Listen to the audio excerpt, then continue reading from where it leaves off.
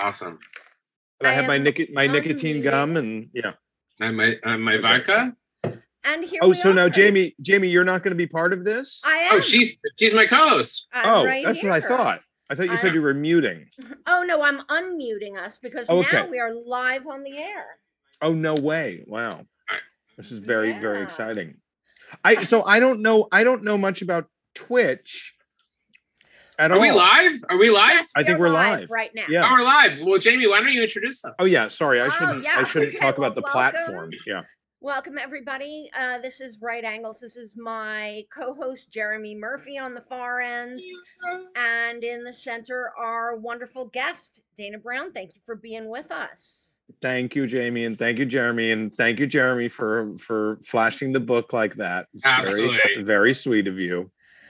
Yeah, and we're this is our pilot show. We're going to be broadcasting live every other week.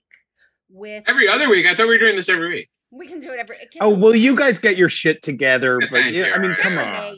I thought every week. Okay, well, we'll do it every week then. All right. So, Jeremy, do you want to go into your prepared okay. spiel? All right. So, and I'm not blowing smoke up your ass, Dana, but you can if you want. It's fine. I read about Dilettante. True Tales of Excess, of Triumph, and Disaster. I read about this book so many times, and I was like, "Who the fuck is this guy? I got to read about this." I always saw your name on a masthead, a byline. This is Dana Brown, and I saw the cover. I'm like, "Oh, he's such a douchebag. I'm gonna hate this." I loved it. By the way, I am still a douchebag. Yeah, but you're a lovable douchebag. Well, you're our kind of douchebag. And I'm reading it, and I could not believe how much I liked it. And I was like, "Oh, I fucking hate this guy," because it was so good. And I was like, by the way, I kind of trolled. I didn't troll you, but I reached out to a friend of a friend, and I found your email. And I just had to tell you how much I liked the book. Because you struck such a good nerve, and you hit just the right tone of the have and have nots, right? So, magazines of glory years, you are a bartender, and Graydon Carter recognizes you and sees your work ethic and knows this guy's not going to stab me in the back, right? That's interesting. Yeah, I never thought of that. Like, you were not threatening. You were just a hardworking guy. Yeah, you had a really good, you were a hustler. Like you just got shit done. And this is the book. So tell us about the book. And wait, I have to compliment you first before you start. Because there's an amount of soul in the writing of this book. 100%. And you really speak to the quintessential New York experience, aside from the magazines and the big parties and stuff like that you're very much one of us, and us meaning the people that are listening right now. And I really appreciate that about the way you write. So I mean, why don't you guys just keep saying nice things about me? And I'll just sit here and pat my eyelashes and show a little leg. And no, I'm really, really flattered that anybody liked this book. Jeremy reached out to me randomly out of the blue. He ended up writing, I think before he emailed me and I met him, he wrote my favorite Amazon review of my book, in which he said something like, I expected to hate this book and hate this douchebag because I hated all the douchebags that worked in Condé Nast. I actually wrote this. You did. It was it's the best. I mean, I'll put it on my gravestone. Seems very Jeremy. No, it was great. And I was like, who the fuck is this guy? And when he emailed me, I was like, hey, you want to go get a drink? And we've been doing that basically every week for the past 6 weeks. But that aside, the book, I wanted to write a New York book. You know what I mean? It's like New York. I'm sort of born and bred New Yorker. I was actually weirdly born in Boston, but don't tell anybody that. Yeah. We get past that. You fucking hound Javier. Yeah, my parents had left. They lived in Stuytown, and they left New York in the early '70s. Not to date myself, but I just did, for a few years, and I happened to be born there. And then we moved back here, and instead of coming back to the city, and there was some tension between my parents. My father found a house on the Upper West Side. My mother found a house in Westchester, and she won. And so I was in Westchester for a while. Then my parents split up. My father went back to the Upper West Side. So I was, in the 80s, I was back and forth. I was spending a lot of time in the city on my own, getting mugged, scoring drugs on the street, doing all the shit that teenagers did in the 80s. And going to punk rock shows and all that stuff. And I love this city, and I love what it means, and I love its place in like modern culture. Like it just means a lot to me. And I really set out to try to write a book about this sort of arc of like, wow, I got sort of, I got sort of swept up into the motor that was spinning that this city is, and I just got pulled into it. And that happened to have been the publishing business in the early to mid 90s, as Jeremy mentioned. And I was like playing in bands. I was like a kind of low level drug addict. And I say low level because I just didn't have enough money to be a proper drug addict. Living in on East 3rd Street next to the Hells Angels with my brother, who was finishing grad school at NYU, and I was just like working in restaurants and playing in bands. And then one day I was working at 44, which was kind of the media hotspot. Oh yeah. In Midtown. Mm-hmm. It was a restaurant that was run by Brian McNally and a hotel that was owned by Ian Schrager of Studio. The Royalton. Of course, the Royalton. Yeah. And I it was really strange. I just got a call one day, and it was Brian McNally saying Graydon wants to interview to be his assistant. I was like, what the fuck are you talking about? I was like, I literally went to college for like 3 weeks, and it was a total disaster. Like, I didn't go to a class. I was basically just like scoring drugs for other people in the dorm and charging them twice as much as it actually cost, because I knew that they didn't know any better. And I went to this interview. I didn't know how to tie a tie. I didn't know how to do anything. I knew, we were at 44 and at the Royalton. It was like, Graydon Carter, Tina Brown, Anna Winter, Cy Newhouse. Like, these people were gods. They were these sort of these deities on Mount Olympus. And I was like, what the? And I sort of what's the Ryan Adams line? I bought a borrowed suit and learned to dance. I went to this interview and I just weirdly got this job. Like, Graydon just wanted to hire me. He wanted to hire someone who hadn't, gone to Harvard or Yale or Princeton. He sort of had that before. And he was like, I've seen you, and I like your look, and you look like you work hard, and that's what I want. Just come here and shut up and do your job and pay attention. And I remember him saying to me, he's like, I promise you, like, he's like, just pay attention. You will learn everything you need to know about a career and the media business and life in a few years here. And you did. By the way, you did. I totally did. And I was kind of like, not that I was desperate, but I was desperate for something to happen. You know what I mean? I was like desperate for something to happen, and I was ready for something to happen. And I was like, I guess this is it. I might as well give this a chance. I was 21 years old. I was younger than the interns, and I was sitting outside Graydon Carter's office. And I really liked it. Like, as strange as that sounds, it was like I went from going to bed at 7 a.m. to waking up at 7 a.m. Right. And the people that I would see on a normal morning of me stumbling home at 7 a.m, those people in suits and ties going to offices and taking the subway, I was now that guy, and it sort of like was this turn. And it You became never really, you were that guy, but you always kept that sensibility about you. Like, you never became the suit. You always had that kind of edge. I did. I mean, You kept it.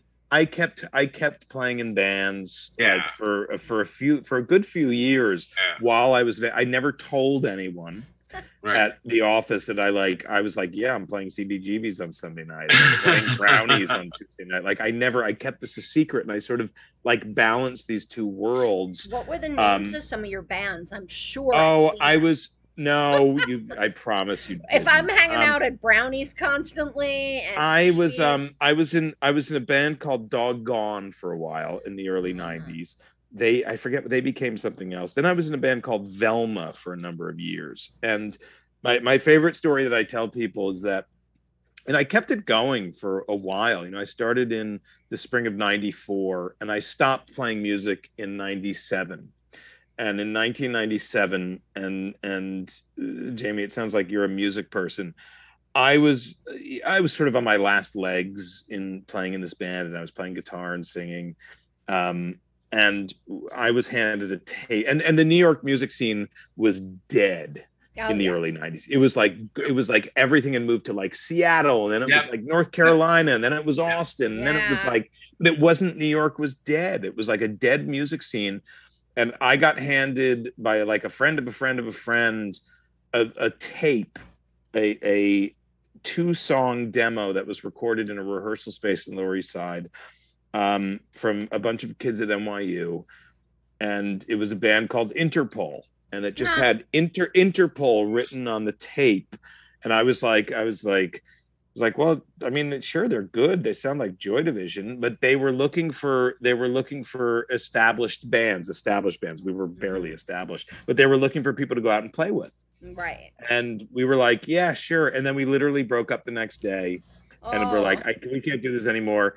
And Interpol was sort of the beginning of the next phase of the sort of revolution of rock and roll in New York, and which led to like the Strokes and the Yeah and just all that shit. Yeah. So that was the end of my rock and roll career. It was like very poorly timed. I would be very surprised if we never ran into each other, because I was in all the places you were in the years that you were. So I'm sure. And again, Jamie, I get that from so many people. It's like, and you know, even Jeremy, who I just met a few months ago, it was like, how did we never meet before? Like, what the, you know, and that, by the way, that's sort of the magic of this city also. Right. You know, if you hang around long enough, you know, you run into these people like, how did we not run into each other? We were at the same places and doing the same things. But what I love about your book is, you know, you have this background, and now you're at Graydon Carter's desk.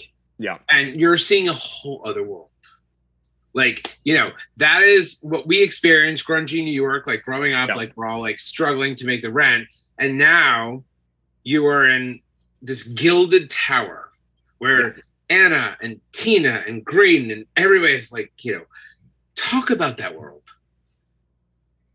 It was like total culture shock for me. I didn't know who anybody was. I didn't know, you know, I remember my first year there, 94, and what just happened? No, we're good. Sorry, keep talking. we're good. Oh, sorry. I thought that was in my apartment. I was like, ooh. Yeah, it was, you know, the O.J. Simpson trial, the murder. Oh wait, I'm not allowed to say that because maybe. No, you can say it. Okay. But the O.J. Simpson thing happened like 6 weeks into my tenure. You know, it was literally 6 weeks, and that, like, being thrust in the middle of that, like this was, you know, working at this magazine, whatever, and then all of a sudden this thing happens, and then Dominic Dunn becomes the biggest writer in the world. Yep. And I know Dominic, and I see Dominic on TV, and then Dominic's in the office, and he's saying hello to me, and he's giving me God, and I'm like, what the fuck is going on? Like, I'm living like in this pop cultural moment, and I'm like adjacent to what's going on. You know, Ronaldo Herrera, who you know, is sort of a well-known, sort of long-running Venezuelan socialite, you know, married to Carolina Herrera, invited me to his New Year's party at Mortimer's at the end of '94. Crazy. And I was like, okay. Like I brought my girlfriend and my brother, and I went to Century 21 to buy a tuxedo. I was like, I don't know. Downtown New York, like hey! literally, but that's like what you did. Like it's so funny. I say this to people, and only few people get this. Like the amount of times I was like, shit, I got to go to Century 21. Like I to buy a $200 tuxedo or $150. I remember fighting with a woman over a Xenia tie. Yeah. Literally, we found the same tie together and we were fighting it downtown New York City. I spent more time in Century 21 than maybe anywhere else because I didn't wear these kind of clothes, and I needed these kind of clothes, and it was like, you would go there and you would spend a few $100s on 2 suits. And then a few months later, someone would be like, you should probably get some new suits. Like, you've been wearing those same ones every day. And you'd be like, fuck. And you'd go to Century 21 and it'd be like a Paula Bood suit or like whatever it was, that you could get for $90 on the I remember this. rack. I remember this. But it was absolute culture shock for me. This was not a world I knew. This was not a world I was prepared for. I knew nothing about anything. I had to get by on sort of like just like shutting up and occasionally like bullshitting, and that was sort of it, But give us a taste of the gilded life of what you saw every day, of like the perks and like the glitz and like the excess. Give us like some kind of taste. Well, I timing and luck is always part of every sort of interesting story, and Graydon had an executive assistant, I guess they called him. I was like the little schlubby kid that just like ran around like getting coffee and delivering manuscripts and stuff. And he had this woman that worked for him who was probably in her mid 60s, and she was a lifelong executive assistant. Her name was Pat Kinder, and I think she sort of hated me at first, but then like kind of came around because I did work hard, and she sort of appreciated that, and I made her life easier. But her mother got ill about 8 months into me being there, and she had to go back to England to take care of her mother. So all of a sudden at 22 years old, Graydon's like, can you handle this alone for a few months? And I was like, fuck, really? Like I probably couldn't have, but I just stupidly, I was like, yeah, I think I'll be okay. Fake it till you make it. Fake it till you make it. I think I could do it. And so she left, and 6 weeks or 3 weeks turned into 6 weeks, turned into 3 months.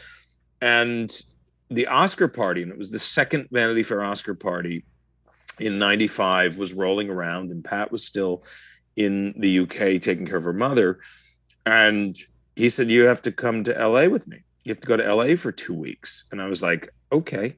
God damn it. Yeah. And I'd been to LA once when I was a kid in 1983 to like visit some aunt that we thought was like successful because she lived in LA, but she really lived like near the airport, and like and I really hadn't been there. And suddenly it was like I was like renting a car, and it was like, do you want the BMW convertible, or do you want the whatever? And I was like, I'd never driven a BMW. Can I have 4 wheels?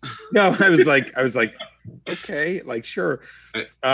I had a suite at the Bel Air. Bel Air. Oh my God! I stayed in that hotel, and when I read your book, I was like, that little bitch. And no, totally. Like I get it. And I, this was pre-cell phone. This was pre everything. I had to go to the petty cash office and get like $10,000 worth of like cash and traveler's checks, like whatever, which by the way, I like ended up dipping into and like blew on drugs. Of like course.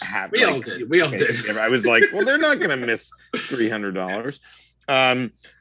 And so I landed LAX. I'm 22 years old. It's 1995. I've never traveled barely any in my life. And I'm with this, I arrived in the morning, a few hours before Graydon, and I have a map like folded out on my hands. I have no idea why. I have no idea what the 405 is, or the, what Sunset. I know what Sunset Boulevard is, but I don't know where it is or what it means. And driving up in Bel Air to this hotel and being greeted by the concierge, the manager, the And this, the the that. swans. You saw the swans. The swans, and they're like, hello, Mr. Brown, and welcome to the Bel Air Hotel. And I'm like, this is fucking insane. Insane. And they, anything you need, here's our cards. You just call us, everything you need. And this was, this was even before sort of Graydon and Vanity Fair kind of took over Hollywood during Oscars and the Oscar party. This was only the second one.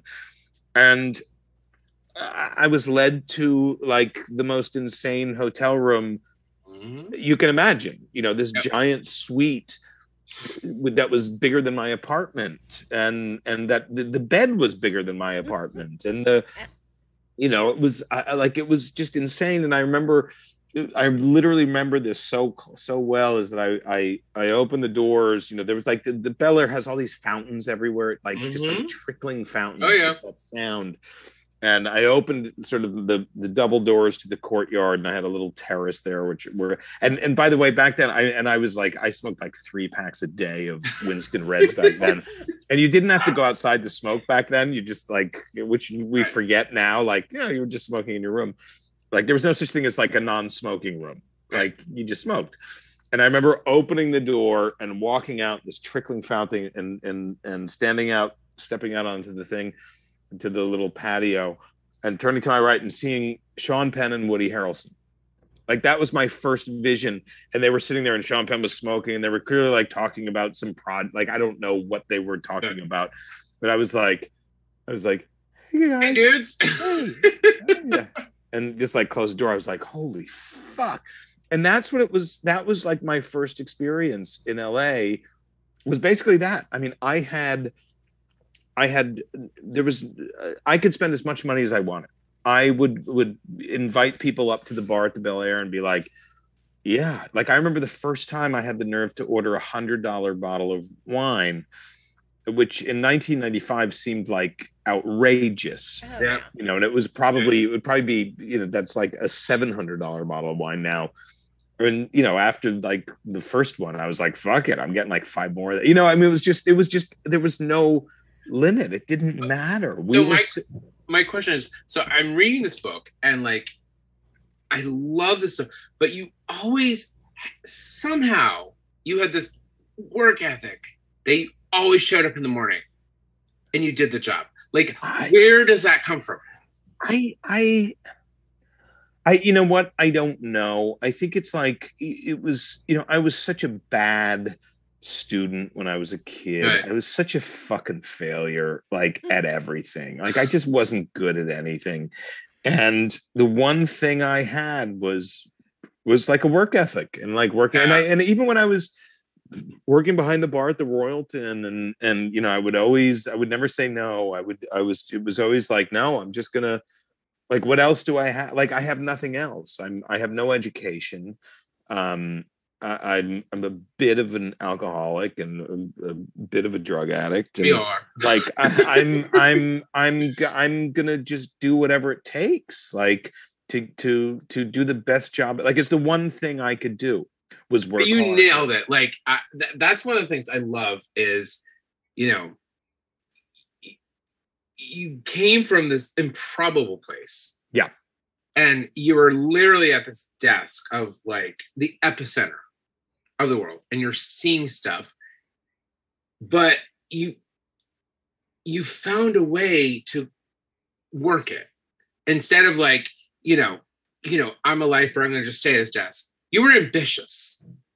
But the funny thing is that like, I wasn't ambitious. But were you? I really wasn't. Like, okay. And I'm still not ambitious. I wish I was. You're killing me. I know. Like, I wish. Like, it's funny. Like, I think about and not to go too far ahead in the story, but when I was fired in 2018. Right. When Graydon retired and someone new came in and just basically cleared the house and I was gone, I was really kicking myself for not being more ambitious, for not being more like, it's such a social industry. It's such a social business. Wait. All right. You were the top of the mess, almost the top of the mess head. You're kicking yourself? But I didn't, I never made any effort. I never but you made still got it. No, Come I mean, on, I come on. got, no, I got there like doing my own thing, but I didn't have, what I didn't have was like, I didn't have that, like, and so many kids in that business have it and understand how it works. And not just kids, but like everyone, like you need to go out all the time, and you need to get everyone to get to know you, and you need to, if you know the important person in the room, you gravitate toward them and make sure they notice you, like, you know what I mean, like there was like a social contract to certain industries and certain businesses, which You is get like, to a certain point, though. I mean, you were at the point where you were the guy in the room. I You maybe, know, like, I never thought that, like, I never right. thought that, like, I'm such a, like, self-hating, like, miserable human Well, being. we're all self-hating. That's why we're in media. No, that's why we work in media. I know. You know? But I never, like, I just like never made that effort to, like, to remain socially connected to that important person, that I was having a conversation with. It, like, I never made that effort. I was always like having too much fun and like not caring about. You also like, what I love about the book is like, yes, regardless, you climb the ranks, and what I loved about it is, I went to journalism school, and I have a lot of friends who did that. Yeah, you didn't, and you learned on the job. You know what though, Jeremy? I'm not that I'm gonna. And I think that was even better experience than you can get in college. But I'm gonna push back a little bit on this. Okay. And pushing back is not the right term. I started in '94, and I started seeing the kids that I started with. Right. Going off to other things, and especially, this is late '90s. We're talking the beginning of the sort of first internet bubble. We're talking about the first sort of iteration of online journalism, salons launching, slates launching. Kids are going off to, like, after a few years, it's like, oh, I'm going to go be a senior editor at Slate, and it's like, oh, really? and I'll come back to this in a second, and part of this is just is timing and, like, fear on my part. I remember a bunch of friends like one moved to San Francisco to go to some new Time Inc. startup that was covering Silicon Valley, and another one went to a startup and was like was paid like $70,000, and I was like making 40, and I was like, fuck. I know. I was like, this I was is like $40,000. Hey, but I was like, I didn't have the resume, I didn't have the experience, or what I thought was the education and the sort of resume to get one of these jobs at these people. Like, everyone left. Everyone my age left after 3 years or something. And I was still stuck outside Graydon's office. I think I slowly made my transition. But there was, like, there was an in-between period where it was, like, really difficult, where it was like, am I just going to become one of these back office? Well, you did the UK edition, and then but that was like, it sounds good, but it was like Graydon trying to find something for me to do. Then you did because Vanity. He liked me. No, eventually, yes. Yeah. Eventually, but that was, that was in like 2000, and that was like a few years after everyone my age and my generation of assistants had gone on to, like, bigger and better things. Well, in the late 90s, you would get pigeonholed into that assistant job. Everyone had to move out to move up. Totally. And I just sort of dealt with it. Like, I was like, it was like real, like, internally, it was like a real issue with me. It was, well, you were in the center of power. You don't want to leave that, right? Like, oh my God. If I leave his desk, I'm out of the loop. Yes. But I couldn't, I didn't know where else to go. I didn't know what else to do. Right. Like, I remember once, and I did, it's funny, I interviewed it. I would get calls once in a while from people, and I guess this was like a few years later, but I remember going to meet with I remember when Us Weekly sort of turned into a weekly, and Bonnie Fuller was running it, and Janice Min was her sort of number two. And I remember getting a call from Janice Min. It was like, hey, we'd love to talk to you. And I was like, oh my God. and I went and interviewed with Janice Min, and who I think is great, by the way. She's and amazing. I really liked her, and I think she's brilliant. She's fantastic. But like I would go and sit there and I'd be like, I was so unimpressive. And then Details came after me at one point when that relaunched and Dan Perez took over, and I went and interviewed, and like I think I was close to getting an offer, but I was like, I panicked and I was like, I can't leave this place. So there was like a part of it was me just sort of like sticking with it, and a lot of that, by the way, was fear. A lot of that was like, you realize, like, you know, looking back, you know, in those situations, you realize you really made the right decisions. Accidentally, like, you were smarter than you think you were. I know 100%, but it was not because I was smarter than everybody, and it was not because I was being smart. It was because I was like petrified. I was petrified of like cutting that umbilical cord and being out on my own at this place and be like, well, they're gonna fucking discover that I'm an idiot and a fraud in like a day. You know, we all have imposter syndrome to some degree. Always, yes, in this industry, in the entertainment industry in general. Yes. No matter what sector you're in. You can't deny 100%. Yeah. You cannot deny the shit you learned at his desk. I absolutely can't. No. Anybody, Larry, that is a college degree.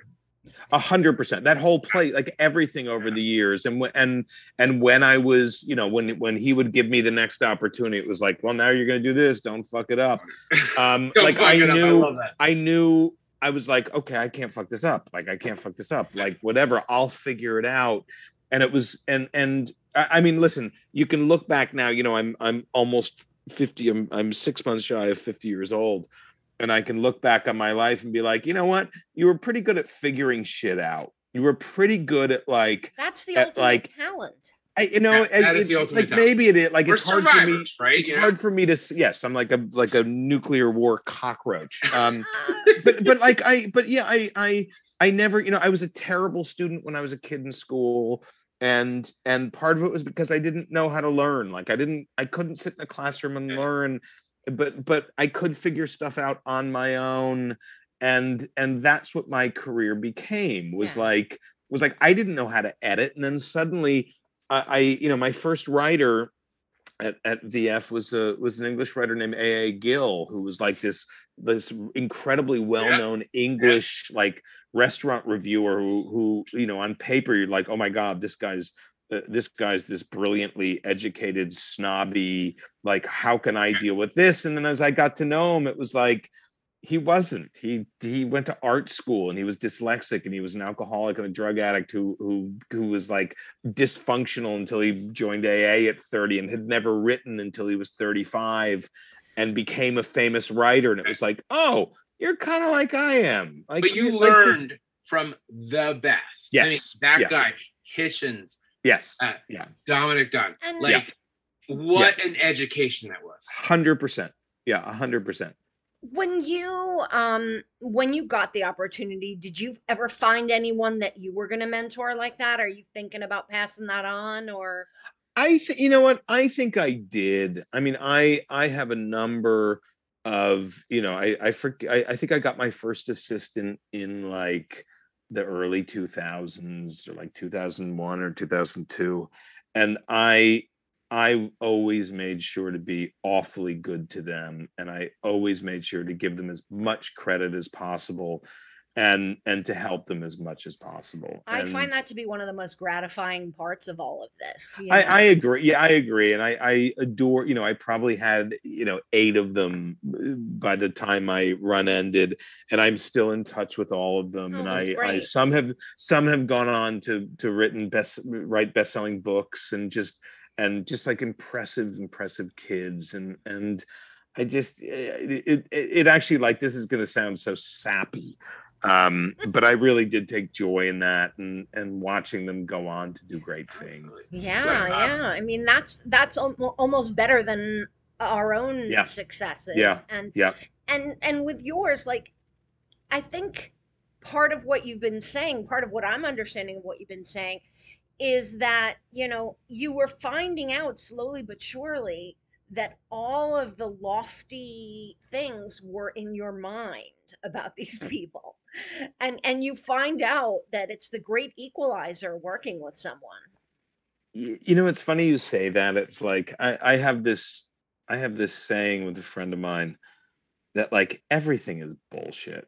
Hmm. Everything is bullshit. Like it's kind of not like at the same time, and then there's sort of like a dot dot dot. There's an ellipsis. It's like it's kind of not, but everything's kind of bullshit. Yeah. Like people, like once you drill down into to what people like. Look, there are good people and there are bad people. There are talented people and there are untalented people. Um, but we're all just like human beings trying to like live our fucking days without getting hit by a bus or like whatever it is. Like we all like we're all kind of the same. And I think, you know, Jeremy, you've like worked with celebrities a lot when you were at CBS, and it's like you hit this point where you're like, oh, these are just normal people. No, Like they're horrible like, people. like They're horrible. well, so yes, yes, a lot of them are. But by the way, I'm sure some of them aren't. Some. No, some. Well, I think you got to think back to why you got involved in it to begin with. You know, I Yes. mean, I got involved in it to begin with to enable creative people to do what Yeah. they do. Yeah. You Yeah. know, Yeah. and I 100 think totally. as a curator, how did you find that responsibility? Like people coming to you to find things to like. I it took me a while to get comfortable with that. Of course. It took me because that's not, you know, that's not first of all, it's well, first of all, sadly, it's kind of gone. You know, algorithms have sort of taken the place of what editors did Yep.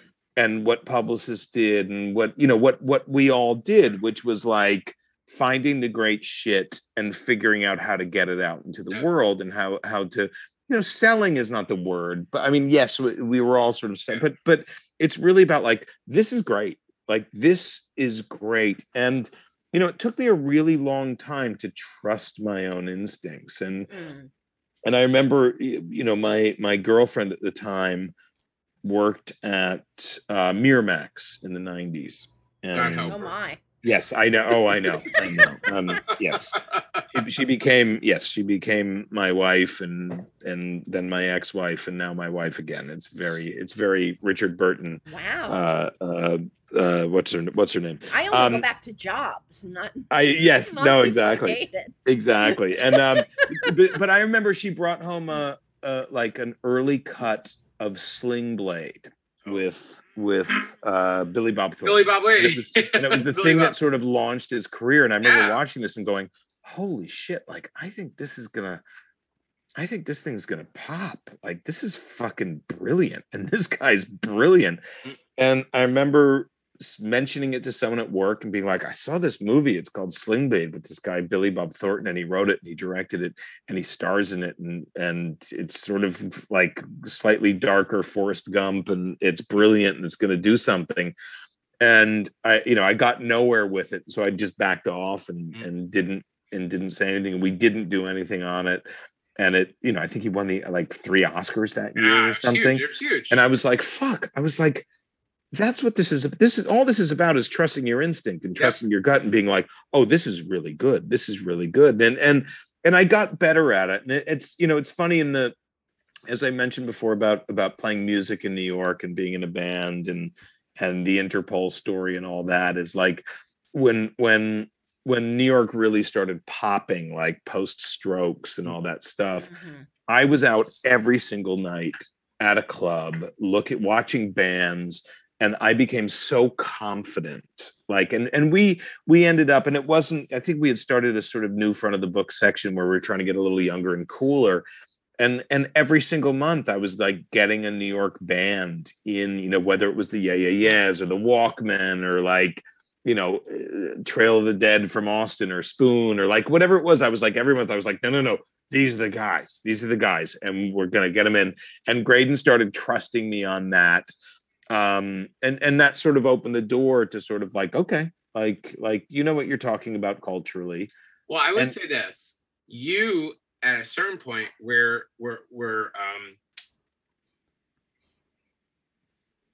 the gatekeeper. Vanity Fair. I never felt like the gatekeeper, but yes, I know what you mean. As a reader, yes, yeah. Vanities in that front of the book section was the gatekeeper for premiering the talent. Like that was where you made your debut, and then you did a profile. Yeah, you were the gatekeeper.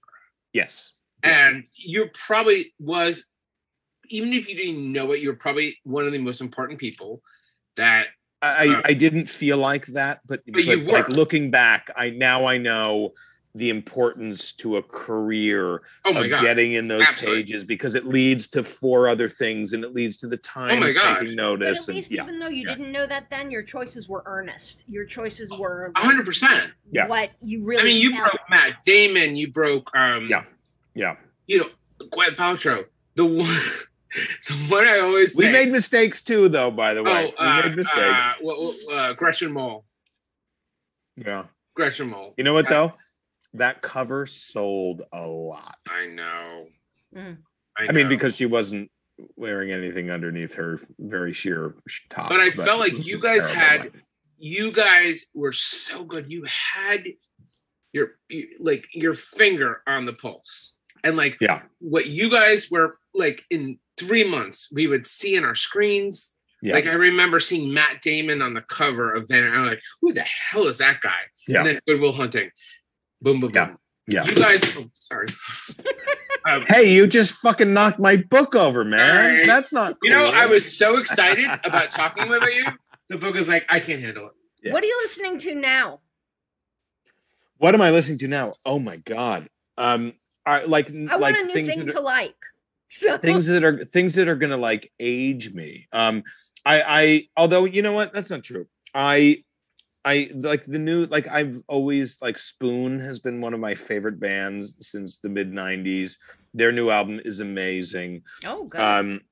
I've been, I wrote and produced a movie, and I've just been putting the soundtrack together, which is its own kind of hell. That's exciting. Yeah, well, because it's like, you come up with your like the 15 songs, and then it's like, okay, each one of these is going to be $80,000. Like, find an alternative. It's like, really? And like, it's been 6 months of legal work to get it together. And yes, it's been like a complete nightmare. But so one of the people, and I'm super not cool with music. Like, I listen to the same shit from Me like too. 25. Like, I still listen to like the Pixies when I go to the gym.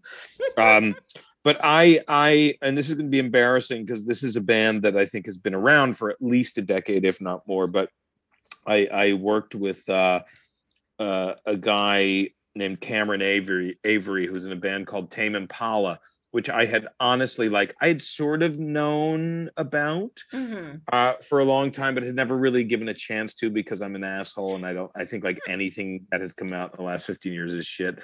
And so Cameron invited me to, he had great seats to it. He played in Brooklyn a few months ago. And so I've been sort of listening to Tame Impala quite a lot recently. But I still, like, if I want to listen to hip hop, I still go back to like Tribe Called Quest and Nas in the early 90s. And I think it's gone downhill from there. And it's not about teaching people anymore. Now it's about what you have. Yeah. By the way, Dana, I'm gonna blow some smoke up Jamie's ass. Jamie is the top metal publicist. She is Tommy Lee, Motley Crue. She's done PR for all the most amazing bands. I'll tell you a very funny story. When I was in 6th grade for my talent show, me and 3 friends decided that it would be a great idea to dress up like Motley Crue. So this was after Too Fast for Love. Was it Too Fast for Love, or was it already Shout at the Devil? I can't remember. And we had our mothers help us make we did the makeup and the whole thing and whatever. And I think, maybe it was Shout at the Devil. And I think we did Shout at the Devil, and to the actual, I was Mick Mars. Oh, okay. And I think we did it, and it was like the deafening silence from like all the parents in the school of a bunch of 6-year-olds in a bunch of 10-year-olds in 1982 doing this like metal thing. They were like, "What the fuck is this?" But I'm it's funny. I'm like I'm a big defender of metal and we love the Crew. We love the yeah, Crew. I love Motley. Like Motley Crue is one of my first loves in the early 80s. I mean, Tribe was one of my first loves in music. Yeah. I interned at the agency that represented them, Boogie Down Productions, Public Enemy. Yeah. So, when I heard all you that talking stuff. about Tribe and about Lou Reed and in the book, like, I think everyone should read it. I mean, it just gave me chills. By the way, I have a Lou Reed story. I'll just drop it. I don't know if I told you this, Jana. So my mom, her best friend growing up was someone named Mo Tucker. Okay. Yes, so sure.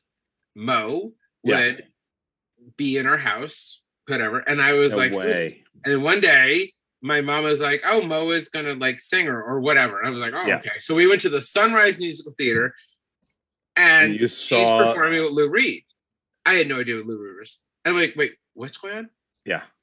I had no idea my mom's best friend was the drummer of the Velvet Underground. Like one of the most influential rock and roll bands in history. I knew this. And by the way, like the first, maybe not the first female drummer, but like the person that set the sort of tone, like going forward of like women in rock and roll. Like that's incredible. And I remember my first job in New York City, I was a newspaper reporter in Florida. I got this big job in New York, and there was someone, I had a cubicle next to someone who was not a nice person. And I was struggling. How do I break the ice with this person? She hated me because she was over 40. I was like 23. Yeah. And, we were in the same place. And then I would overhear, and she was a Velvet Underground fan. So I called Mo Tucker. I'm like, hey, can you sign the Banana album? Yeah, that's crazy. She signed the Banana album for this person. Wow. And I'm like, we were best friends for life. So, will you stop knocking my fucking book over, please? See, this is what it gets so excited. It gets so excited when we talk about great music. To jump into chat, and someone is suggesting Doja Cat. If you want to dive into some new hip hop, you know what? I really like her. I was being sort of facetious. And by the way, I have a 17-year-old daughter, so I hear a lot of this stuff, and I hate like 70% of it, and then once in a while I will hear something. I'll be like, that's interesting. So I'm being a little facetious and kind of an asshole and like Gen X dick. But Jamie, it's funny that you mentioned Mark Spitz when we first started, and a lot of people in chat right now did know him as well. So I remember. It's funny you mentioned Tribe and I remember it's like so clearly. The fall of 1991. I think was right around when the Low End Theory came out. The Low End Theory, and they'd already had one album, but like the Low End Theory, where they were bringing in sampling jazz and these bass lines, was like, what the fuck was this? And I remember going to see, and this was also the end of the Pixies. It was I think right before their last album, and they broke up the next year. So this is like one of their last tours, and I remember going to see the Pixies and A Tribe Called Quest within a week of each other in the same, and I forget, it wasn't Studio 54. It was like another place up there that turned into something else. And now I think was it the Ritz? I can't remember if it was the Ritz. It might have been the Ritz. I can't saw a lot of things at the Ritz. I saw so many, but I remember going, and it was like, and I remember seeing the Pixies, and there was the mosh pit, and there was the crowd. And then I remember going to see A Tribe Called Quest a week later, and they were touring the Low End Theory. And, Busta Rhymes was on, like, it was the beginning of Busta Rhymes. Like, it was just this thing. And I remember looking around, and it was like half the crowd was the same crowd that was at the Pixies. And I was like, this is really interesting. It'd be more than half now, I think. No. I think it's completely different, but it was the first time where the sort of like hip hop was there had been Run DMC and obviously like a whole bunch, but it hadn't like the mainstream stuff was like different, but like the cool kids who like the Pixies and the Velvet Underground hadn't come around to hip hop yet. Right. And it was like, that was the album where they were like, oh, I can get behind this. And I remember it was like, that was the moment I was like, this fucking hip hop thing might actually have some legs. Yeah. I have to bring this back. I have to bring this back to your book. Okay. Because we're obsessed with this. You were literally there. You had your foot in two different worlds: the golden age and then the not golden age, the shit age. And you saw it. And I remember, I mean, we all got Vanity Fair. Yeah. And we would read cover to cover, and it was this thick. And I remember, it kind of got in the early 2000s. It kind of got like, I remember they did the Bono AIDS or the whatever, where it was like 8 different covers, and I was like, something's wrong. And then the Madoff thing happened, and I was, you got your mojo back, and it like turned. The best recording I've ever seen in my career. It's really interesting you say that, because it was, it was, I say this in the book, is like, magazines are not democracies, right? They are dictatorships, like wonderful dictatorships, by the way, because you want that one person, exactly, like taking the pressure of everything, and but Graydon really turned when the Iraq War happened. He had not been political before. Yep, and he suddenly got very, very political, and I'm somewhat political, and I think he was right. I mean, it was an absurd war. Was it strange for a magazine like Vanity Fair that had like the Reagans on the cover 10 years earlier, and still had Ronald Reagan on the cover, and was idealizing like a certain sort of white waspy world? I mean, that was the 80s, right? Yeah. Yes, but even like in the 90s a little bit. I mean, yes, it got a little more Gen X-y and a little more Brad Pitty and whatever. But he got very politicized, and it didn't hurt us. It didn't hurt us. I know. It became less about the sort of like secret lives of the rich and famous, and the and all that stuff, and the beautiful this and the beautiful that, and it became a little political. It didn't, like, what's crazy to me looking back is that was, and maybe this is where this sort of like big city liberal urban global elite sort of thing started, but it worked for us. Like, we didn't lose anything. We didn't lose readership. We didn't lose advertising. If anything, we might have gained over that period. But then 2008, like the Wall Street thing, it was like, fuck it. It's like the 80s again. That's it's when like you rich people behaving badly. But everybody can get behind. That to me was your glory. I remember the Madoff stuff that you guys had when you had his assistant, then you got the other one. I remember reading this, and it kind of like, it shook the reality out of people, like, because you were doing Hollywood shit, and all of a sudden it was the best reporting of my generation. Oh, it was 100%. I mean, well, you know what, it was also, and to give Graydon credit, it was, and to give him credit also about the anti-Bush stuff, and the environmental, the green issue, and all that stuff that we ended up doing. You are reflecting and driving the culture. You are seeing what people want and what people are talking about and reacting to. And when Wall Street crashed in 2008, I mean, by the way, it was the beginning of the end of us. Well, I was going to say, you were kind of ironically reporting on your own gravestone, because that really was. That was the beginning of the end. That was the beginning of the end. Yeah. And it was part of a sort of bigger tapestry of things that would destroy the magazine business. But it was like a sort of wonderful last gasp of the foibles of the rich. Absolutely. And what fucking scumbags they can be. I mean, you guys were on such a tear. You had that, and then I was talking to someone, and I actually joked, I'm like, Vanity Fair scooped the Washington Post Oh, on that's amazing. Deep Throat. Yeah. Amazing. You guys scooped Woodward on Deep Throat. Yeah. I mean, come on. And you know what's crazy about that is we didn't know we had it right.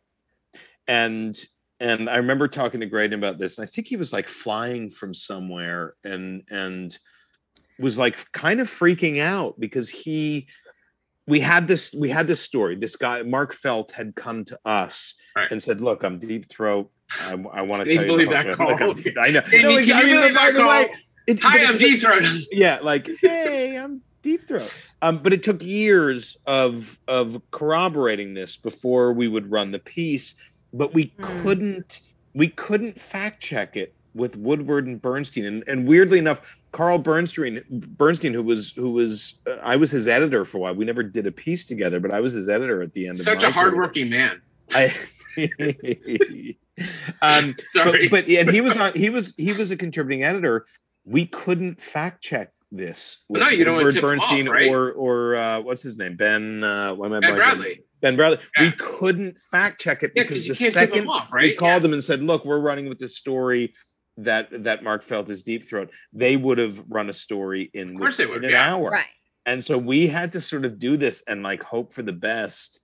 And that was like one of the greatest journalistic mysteries in the history of America. You know, it took down a presidency. I actually have another quote from chat, an interjection from our friend here, our friend Ken. Most New Yorkers learned nothing from 2008. Economically, New York is still a deeply Republican city. And and it's the truth. We are over an hour. I think if we have guests like this, Jeremy, every week, can we keep going? We do it every week. But by the way, let me just say to the Republican city, I don't think it's a Republican city. I just think it's money has replaced culture, and that's the problem. And I was hoping, you know, and I was here during the pandemic, and I remember walking around the streets when they were empty, and finally going back to museums when they reopened, and I was like, this is kind of fucking great. Like, this is a great city, and I'd kind of forgotten about it. And it's almost like we've gone right back to where we were. Well, money buys culture; it does not make culture. Yeah.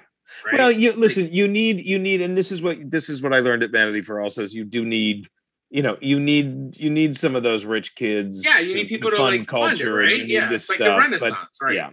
Yeah. But it's money has replaced creativity in this city. Well, I think we've run out of time, but I just honestly, I've said.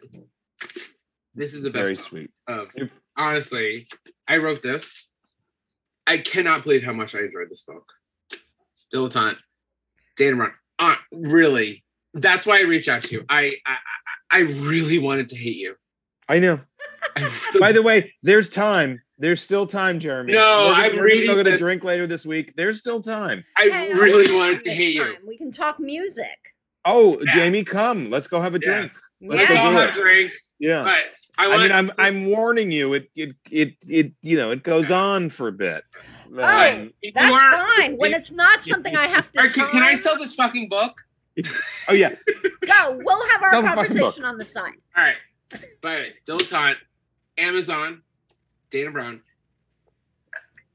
Honestly, it is just a fantastic book, and you just got that right tone of, you're seeing this craziness, but you were so human and so real, and you related to the reader in a way like that. We're not in town cars with Anna Wintour. Yeah, we love watching that, but we're not there. And you struck the great tone. So please, everybody, you have to buy this book. Absolutely. Well, it was. I listen. I wrote the book like mostly drunk, and if it succeeded, my book came out. If it succeeded, it was a complete accident, Jeremy. But I'll fucking take it. Thank you. Well, it's wonderful, and it was wonderful to meet you. Thank you. Thank you so much. We'll go have a drink soon. Thank you guys for your time, and Jeremy, we'll see you very, very soon. Definitely. Thank you guys. This is really fun. Yep, and thanks everybody for watching, and go out and grab Dana's book. And I am going to raid into our friend's DJ show, and really, you would like this. It's 80s. So I'm in. Thanks, guys. Thank you. Jeremy, thank you. Jamie, That's thank you, right. guys. Bye. Thank All right. you. Take care. All right. And I am rating Jamie, it that was awesome. How much fun was that? NYC, hang on, mixtape. Thanks, everyone.